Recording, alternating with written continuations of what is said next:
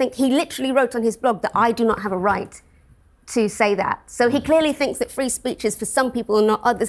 Hey guys, welcome back to the channel. Today I've stumbled across this video where Piers Morgan brings on a panel to debate the arrest of comedy writer Graham Linehan over his tweets about trans people. And what starts as a free speech discussion turns into an explosive moment when Laurie Penny drops receipts exposing Linehan's complete hypocrisy on free speech that nobody saw coming. You've got people defending him as this martyr for free expression, but then Laurie reveals he literally tried to silence her with legal threats when she criticized him, and it completely destroys the entire narrative they're trying to build around this guy. So make sure you watch until the end because this gets wild. And please comment down below where you're watching from. I really love to see people from all over the world connecting in here. All right, now let's get into the video. And wrote was he directly encouraged people reading his Twitter feed to attack transgender women. Well, he said... Okay. Well, let me read it, so that those who haven't seen it will know what you're talking about. He said, if a trans-identified male is in a female-only space, he's committing a violent, abusive act. Make a scene, call the cops, and if all else fails, punch him in the balls. That is obviously intended to be a comedic mockery. Is it? Of Can you explain? Well, yeah. What's funny about it? Well, punch him in the balls is a joke. Because the point he's making is that this person is a biological male who is in a women's space, and that actually, to many women, is a lot more offensive and threatening than a joke on Twitter. I'm sorry, I'm still failing to see where the joke is. Though I think this is, if we're saying this is a joke and not, an incitement to violence, I'm just not sure why it's funny. It's, I mean, one of here's my point. You may not find it funny, but the reality is that an arrestable offence to you? Is that something you feel comfortable that 5 armed police officers go and meet Graham Linehan off a plane at a London airport and arrest him? Well, the law doesn't exist to police what does and does not make you or me comfortable. I'm asking you personally, do you feel comfortable with that? Do I feel comfortable with yes. people going onto planes and arresting people for things they put in the public domain, unless that person has committed a crime? Yeah. No, I don't think that's good at all. So no, excuse me. No, but that's important.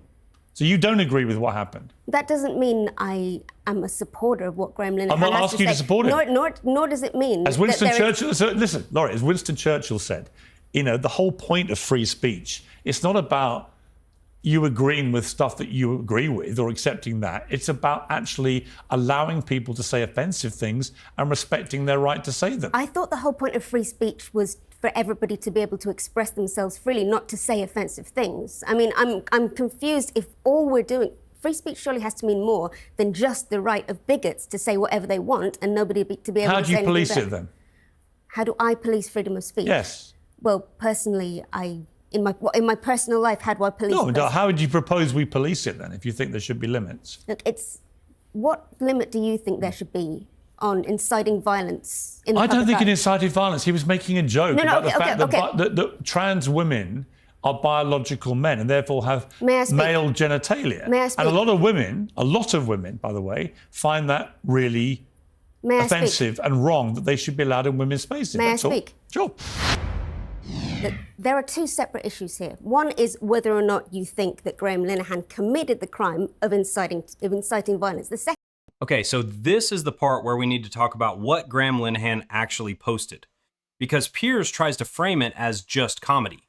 He reads the tweet and it says this: if a trans-identified male is in a female-only space, he's committing a violent, abusive act. Make a scene, call the cops, and if all else fails, punch him in the balls.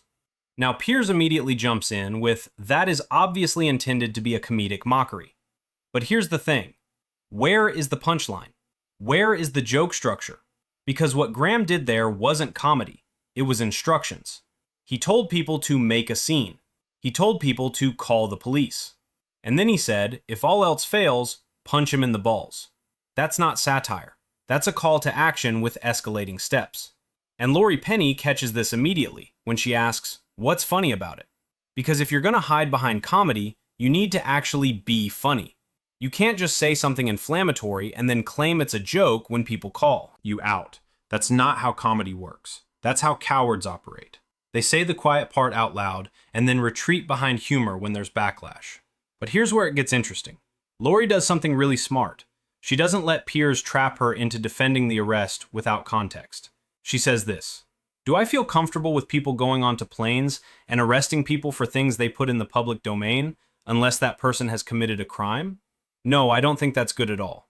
She agrees that the arrest is uncomfortable. She's not some authoritarian demanding censorship. She's pointing out that there's a difference between state intervention and social consequences. And that's a distinction Piers keeps trying to blur throughout this whole debate. Then she makes probably the most important point of this entire segment. She says the whole point of free speech was for everybody to be able to express themselves freely, not to say offensive things. And Piers jumps on this like he's caught her in some gotcha moment. But she's actually making a deeper argument here. Free speech isn't just about protecting bigots. It's about creating a society where everyone, including marginalized people, can participate in public discourse without fear. When you have powerful people with massive platforms constantly targeting a vulnerable minority, that chills their speech. That creates an environment where trans people can't speak freely because they're under constant attack. And this is where the free speech absolutist position falls apart. Because they only seem to care about free speech when it's speech they agree with. They'll defend Graham Linehan to the death. But when trans people speak up about their experiences, or when someone like Laurie pushes back, they're told to be quiet. They're told they're censoring. They're told they're the real authoritarians. It's a complete double standard, and it's designed to protect those already in power while silencing those fighting for equality. Second is, do you think that that should be a crime? There are two very separate issues. And what's your answer to those questions? To which of the questions? Both. Do I think that, well, it's a bit difficult to say what I think about whether or not Graham Linehan committed a crime because there's an active case going on. In fact, there are several That's a separate case. Can I please separate finish? to this. If you want me to answer, can you please let me finish? No, but that's I'm just pointing out. If you want me to he's answer, in court tomorrow for a separate offence. Separate thing. Yeah. This is not even the first or second time that Graham Linehan has come to the attention of the police for posting extremist content online. This person. Let's be serious here, and I think quite a lot of your guests might not have taken the time to actually read what Linehan has said. I'm one of many, many people who Linehan has personally threatened with legal action because I have said something rude to him. What have you said to him? I said I thought he was a bigot, and I do. Right. So you have a right to call him a bigot. Absolutely. Of course, but Graham Linehan doesn't think, he literally wrote on his blog that I do not have a right to say that. So he clearly thinks that free speech is for some people and not others. But what worries me is that that attitude seems to be reflected by the public at large. The public at large seems to be not outraged at all when transgender people are attacked physically and attacked and insulted in the media. When people are, why, may Laurie? I please finish? At some stage you do have to finish. Would you like me to finish, or are you just but going to say what you there's want? to be a time limit. We've got 5 guests. Of course. What worries me is that there seems to be a two-tier system of free speech here, where it's free speech for people who attack transgender people and set themselves up as victims. But when transgender people like me are attacked in public, are attacked either physically or harassed, Graham Linehan is on trial for physically harassing an 18-year-old we can't talk about the trial. And now we get to the absolute nuclear moment of this entire debate. Laurie drops a bomb that completely destroys the narrative around Graham Linehan. She reveals that this is not even the first or second time that Graham Linehan has come to the attention of the police for posting extremist content online. Let that sink in. The man being held up as a free speech martyr has a history with law enforcement. This isn't some innocent comedian being targeted out of nowhere. There's a pattern here. But it gets even better. Laurie says this: "I'm one of many, many people who Linehan has personally threatened with legal action because I have said something rude to him." So wait, let me make sure I understand this correctly. Graham Linehan, the supposed free speech warrior, has threatened legal action against people for criticizing him? The same Graham Linehan who demands the right to say whatever he wants about trans people tried to use the legal system to silence someone who called him out. And what did Laurie say that was so terrible? She said I thought he was a bigot, and I do. That's it. That's her crime. She expressed an opinion about a public figure who puts himself out there constantly, and his response was to threaten her with legal consequences. But here's where it gets absolutely beautiful. Laurie has receipts. She says he literally wrote on his blog that I do not have a right to say that. So he clearly thinks that free speech is for some people and not others. This is the moment that exposes everything, because Graham Linehan doesn't actually believe in free speech. He believes in his speech. He believes he should be able to say whatever he wants about trans people without consequences. But the moment someone criticizes him, he runs to lawyers. He writes blog posts saying they don't have the right to speak. That's not a free speech advocate. That's a hypocrite using free speech as a shield while trying to silence anyone who disagrees with him. And this is a pattern we see over and over again with these so-called free speech warriors. They demand absolute freedom for themselves. They cry censorship at the slightest pushback. But they have no problem trying to shut down voices they don't like. They'll sue people. They'll send their followers after critics. They'll do everything in their power to make life difficult for anyone who opposes them. And then they have the audacity to claim they're the victims of censorship.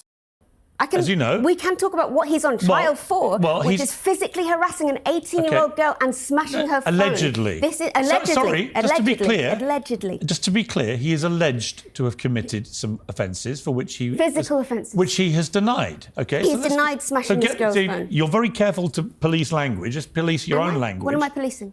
But you just accused him of being guilty. But accused him of being guilty of. You said he did it. Of physically harassing somebody. He has denied it. Well, I'm sure he has. I think he's allegedly... Well, if you understand British law, I'm sorry. You'll know that he's innocent till proven guilty.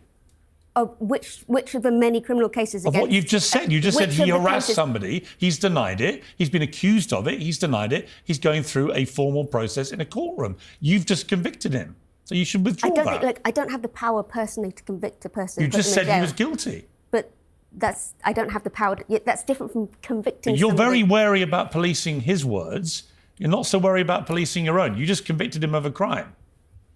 I don't think that's actually literally the case. You said... I think you're just wrong here. You said Morgan. Let me explain. Listen, I was a national newspaper editor for 10 years. I understand the law very, very well. You just said that he harassed and did this to this woman. But that's what he's accused of. Well, if I did that, so let me clarify. Graham Linehan is accused of harassing an 18-year-old girl. He is accused. But you accept Graham Linehan has not been convicted of violence against a transgender person. But crucially, not in the same way that you and I haven't been convicted of violence against a transgender person. Actually, it's exactly the same way. Exactly the same way. I think it's quite different. No, it's exactly the same way. Everyone is innocent until proven guilty. That's the point of the law. Let me bring in Riley Gaines.